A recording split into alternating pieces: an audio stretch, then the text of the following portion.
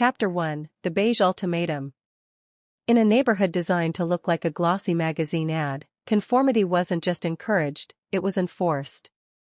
Every house stood in a uniform palette of whites, creams, and the HOA's sacred color, beige. It was meant to reflect elegance and harmony, but to the homeowner, it looked like a cookie-cutter suburb drained of life. Beige walls, beige fences, beige doors, monotony painted across the street. It wasn't long before the homeowner's own house became the latest target of the HOA's watchful eye. A small patch of fading paint on the siding was all it took for the first letter to arrive.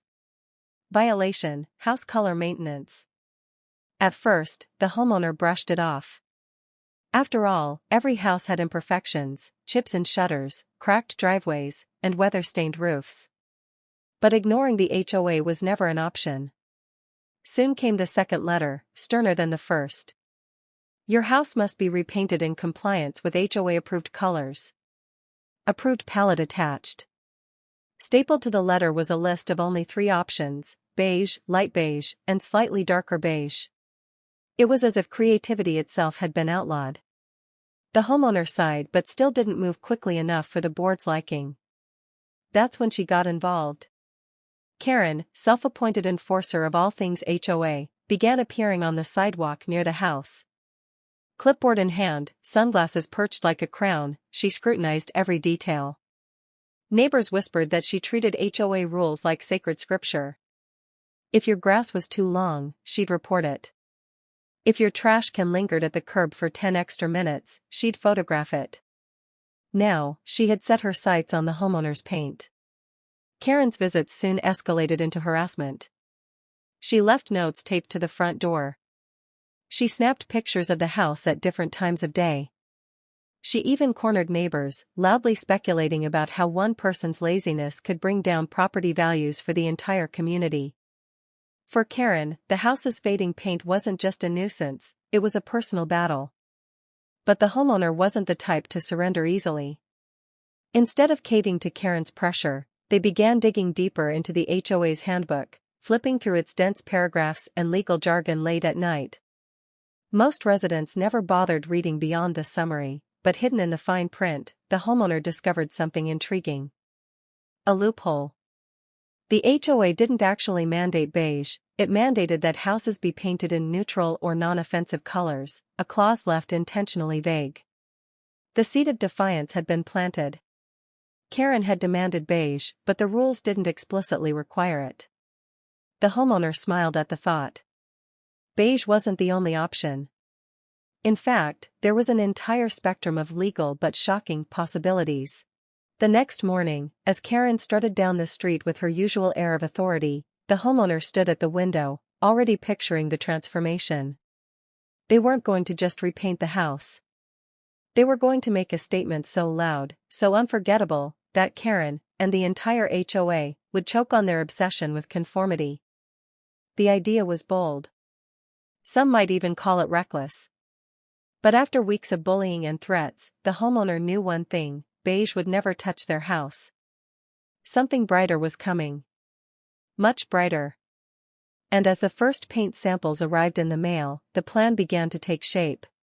Chapter 2, The Pink Plan. The paint samples spread across the homeowner's dining table looked like a rebellion waiting to happen. Most were safe shades of gray, cream, and muted blues, colors the HOA would happily approve. But tucked inside the collection was one card that seemed to glow even under the dim kitchen light: electric pink. It was outrageous. It was blinding. It was everything Karen would hate. And, more importantly, it was technically legal. The loophole was clear: the HOA rules stated only that the color must be non-offensive.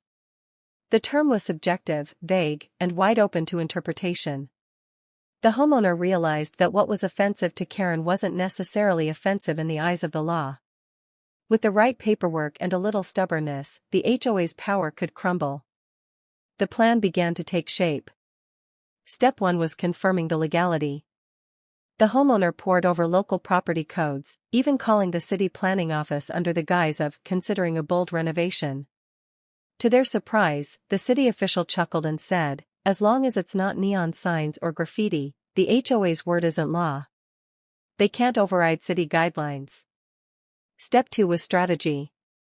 Instead of rushing headfirst into battle, the homeowner prepared the perfect cover.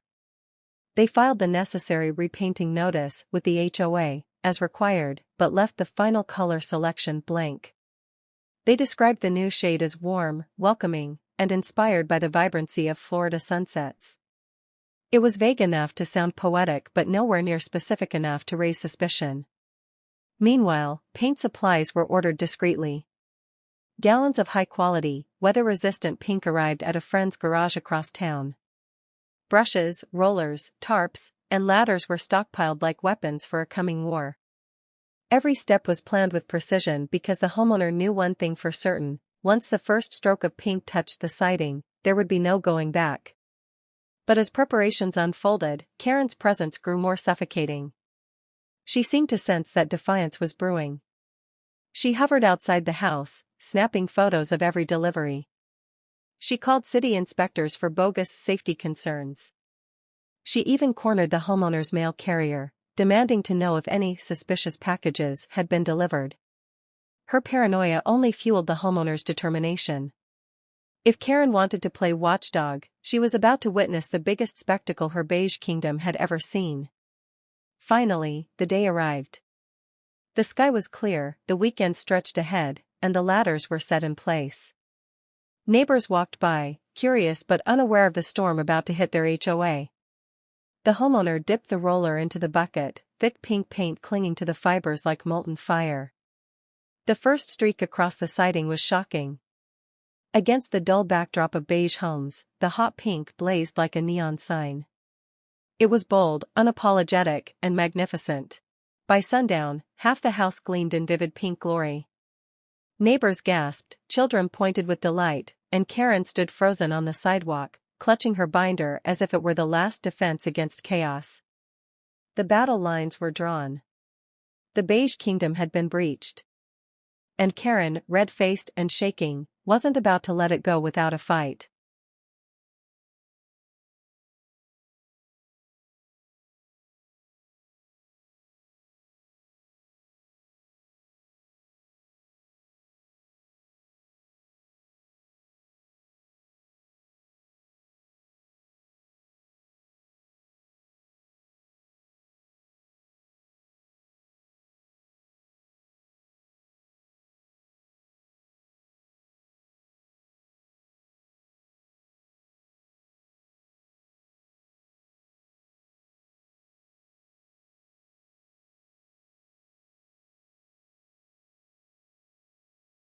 Chapter 3: Karen's Meltdown. By sunrise, the house stood like a blazing beacon of defiance.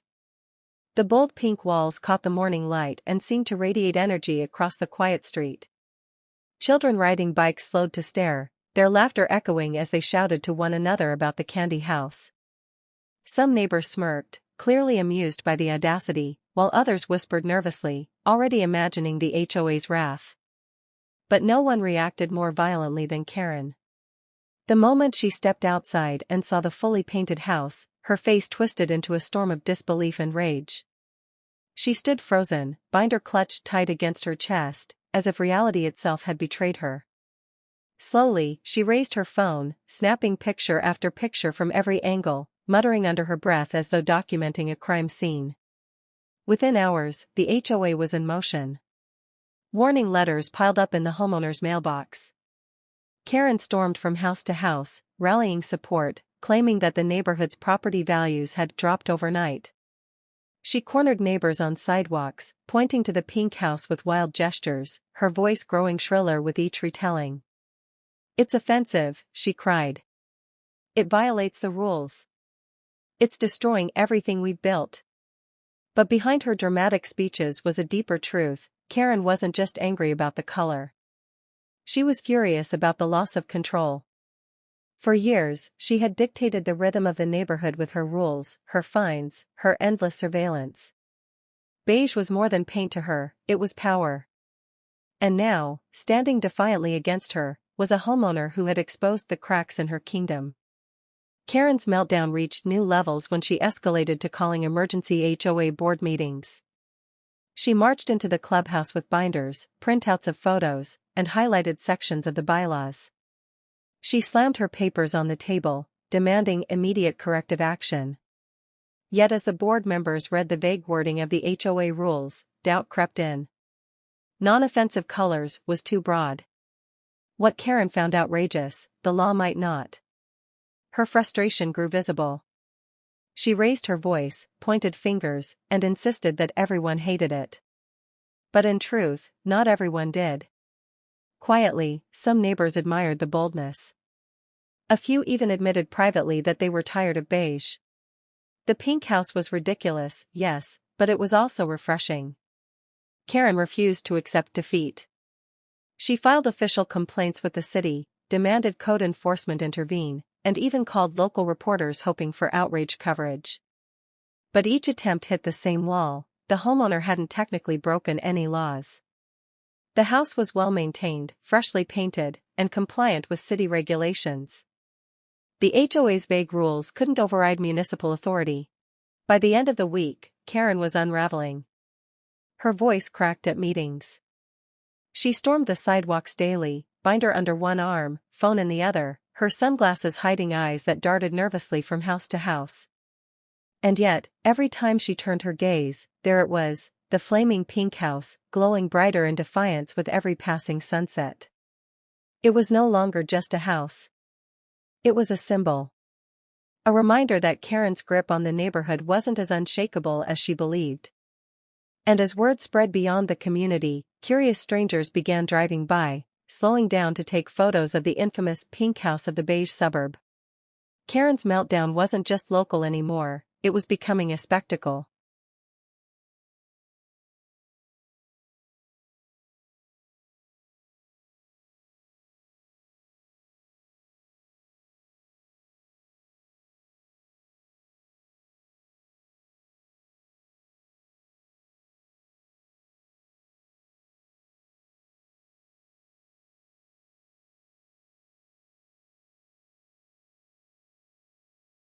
Chapter 4: The HOA's Counterattack.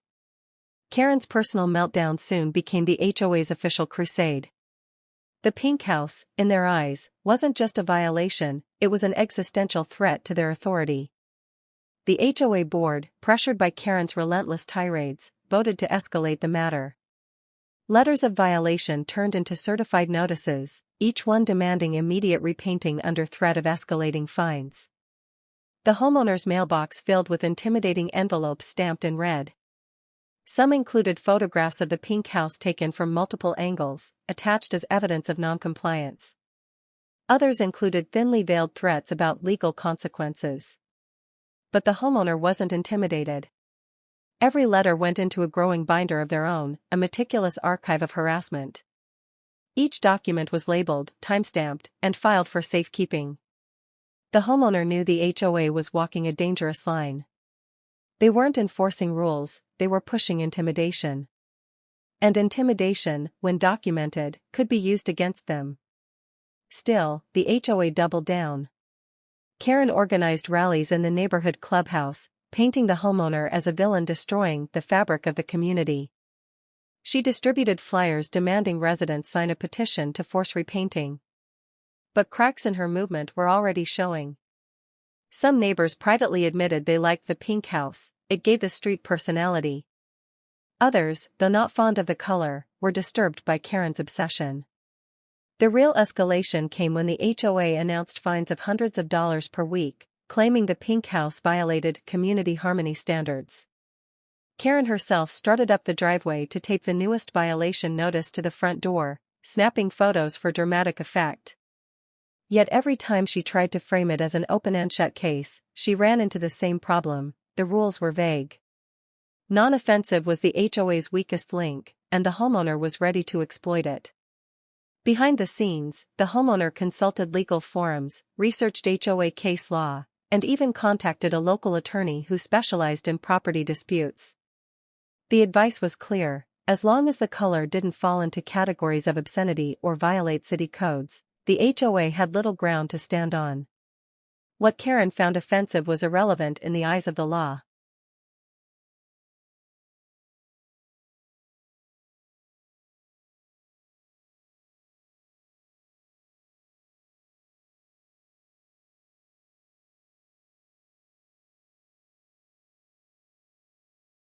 But the HOA wasn't ready to let go. They scheduled an emergency hearing, summoning the homeowner to defend themselves in front of the board. Karen prepared her binder of photos and documents like it was a courtroom trial.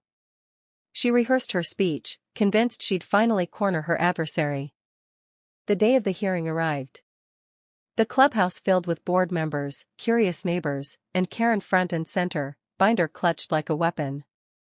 The pink house loomed just outside the windows, its walls glowing under the afternoon sun, mocking every beige wall around it.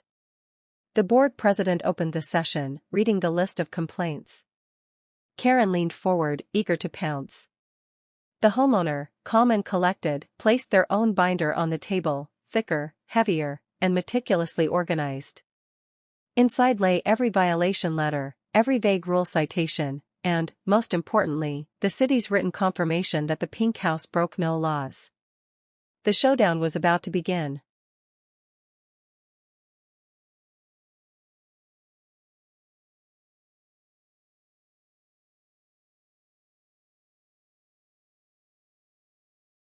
Chapter 5, The Loophole Victory.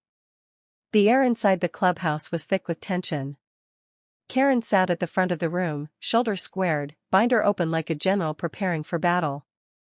Around her, the HOA board members looked uneasy, their eyes flicking nervously toward the homeowner seated across from them.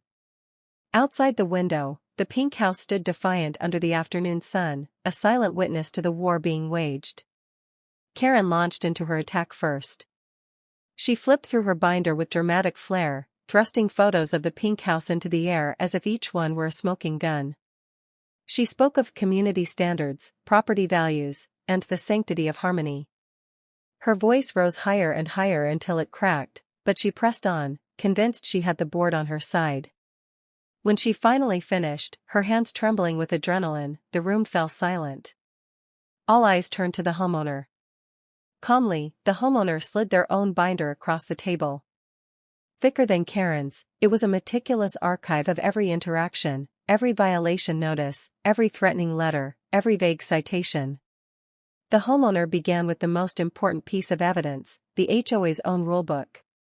With deliberate precision, they read aloud the clause Karen had been leaning on for weeks: homes must be painted in neutral or non-offensive colors. Then, the homeowner revealed the written response from the city planning office. The city of name does not regulate paint color for residential homes, except in cases of obscenity or public safety. Bright pink is considered legal and non-offensive under current municipal code. A ripple went through the room. Board members shifted in their chairs, suddenly less certain of their position. Karen's face turned red, her mouth opening but no words coming out. The homeowner continued, pointing out that offensiveness was subjective. For some, beige was oppressive, lifeless, and far more offensive than pink. Others found joy and beauty in color. The vagueness of the rule, they argued, made enforcement arbitrary and legally indefensible.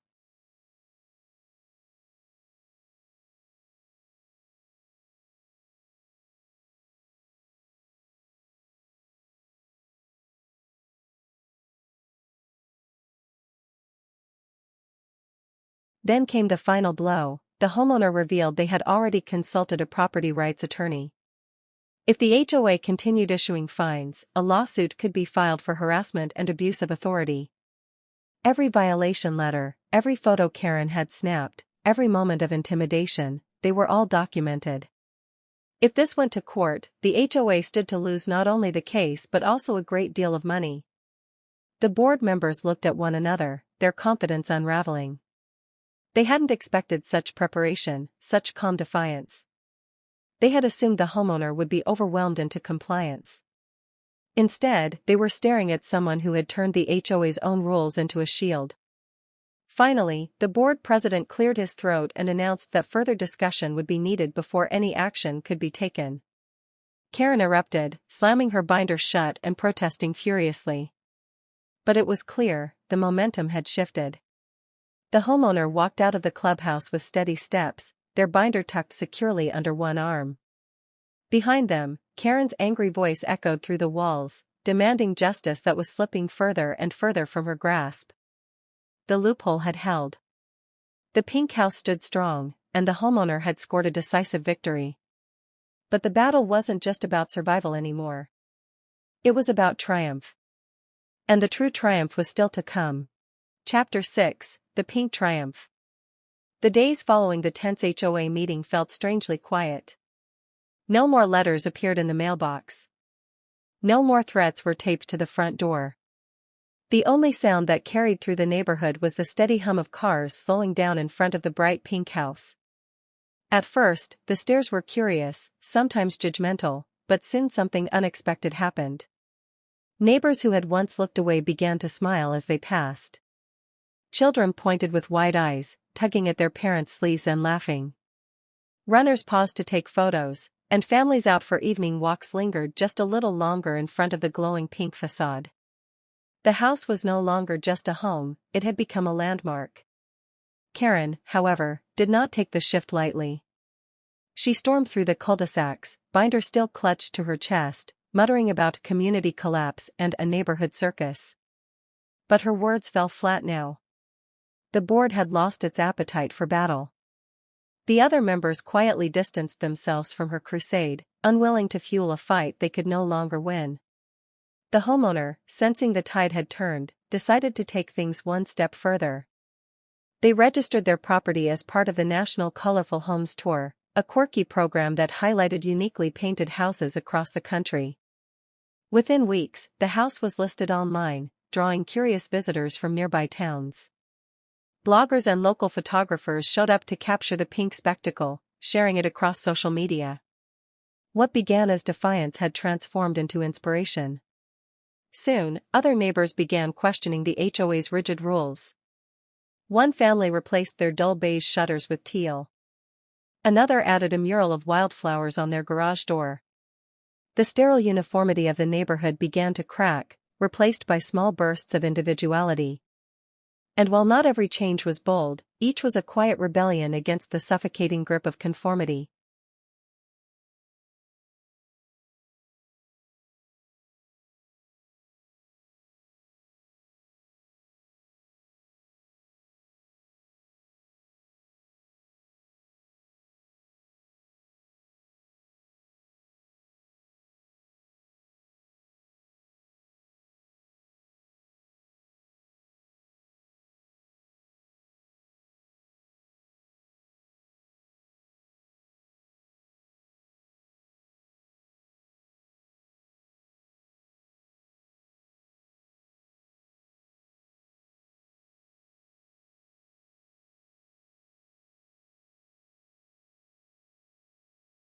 Karen raged, of course. She filed new complaints, demanded emergency meetings, and even threatened to sue. But without the board's backing, her fury was powerless. She was just another voice shouting into the void. Meanwhile, the homeowner stood on their porch one evening, watching the setting sun cast a golden glow across the pink walls. For the first time in months, the air felt light, free from the weight of intimidation. What had started as punishment had become empowerment. The house, once the target of scorn, now stood as a symbol of resilience.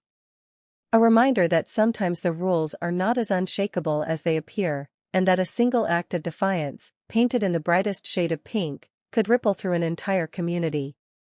The HOA had demanded beige. But what they got instead was victory painted in bold, unforgettable color. The pink house stood tall, proud, and untouchable, forever marking the day the homeowner turned the HOA's control into nothing more than background noise. And from that day forward, the neighborhood would never look the same again.